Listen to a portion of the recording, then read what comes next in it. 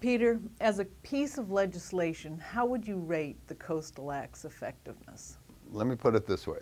About 6, 7 months ago, I was visited by 2 consultants for the World Bank, and their job was to go around the world, meet with various coastal countries to help them put together sustainable coastal protection programs.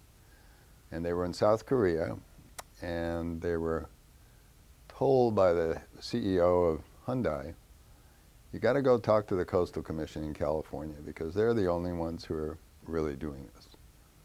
They'd never heard of us. So they came here and they spent a couple of weeks, and then they came to see me and said that they concluded that the California Coastal Commission is implementing the most effective, strongest coastal protection law in the world. And that just blew me away. I knew we had a strong law, and I knew we were the strongest program in the country. But to be recognized as having the strongest program in the world was just mind-blowing. And the reason that they said that was, first of all, that as a result of the Coastal Act and the way we've implemented it, we have avoided capture by the people that we actually regulate, which is not what happens everywhere else. Corruption takes over, and the people who are regulated end up becoming so chummy with the regulators that they basically get what they want.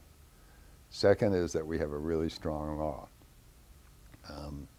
Third is that we have an independent commission, and that we have a commission that's appointed by split appointing authorities, so that not one ideology dictates what the commission does. And that we have an independent staff, independent from the commission.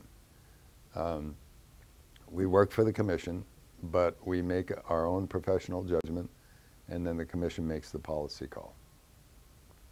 I think those were the key elements that they felt made this the strongest program. And it's been sustained year after year.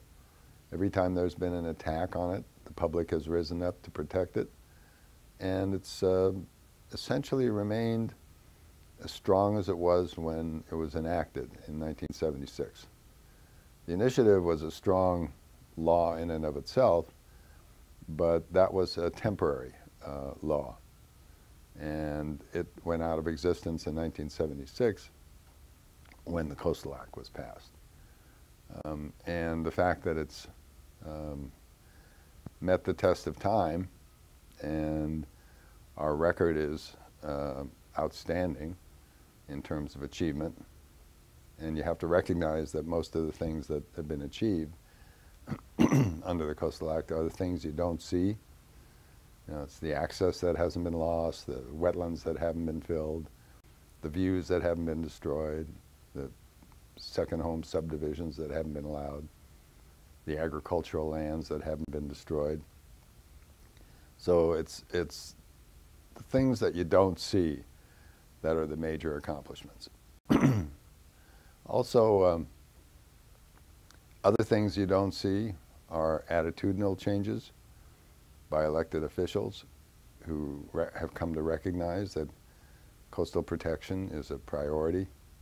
Empowerment of citizen activists, another one of those things that you can't measure but clearly can be traced to the Coastal Commission because of its stress on public participation and transparency of process.